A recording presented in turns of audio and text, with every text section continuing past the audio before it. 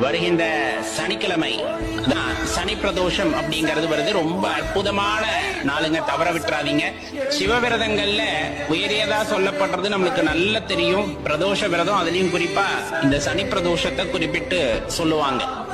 இந்த நாள்ல இறைவனை வேண்டி விரதம் இருந்து வழிபடுபவருக்கு கேட்ட வரம் கிடைக்கும் அப்படின்னா அதுல மாற்று கருத்தே இல்லை. அதுலயும் குறிப்பா பாத்தீங்கன்னா இந்த தேய்பிறையில வருகின்ற சனி பிரதோஷம் ரொம்ப அற்புதமானது.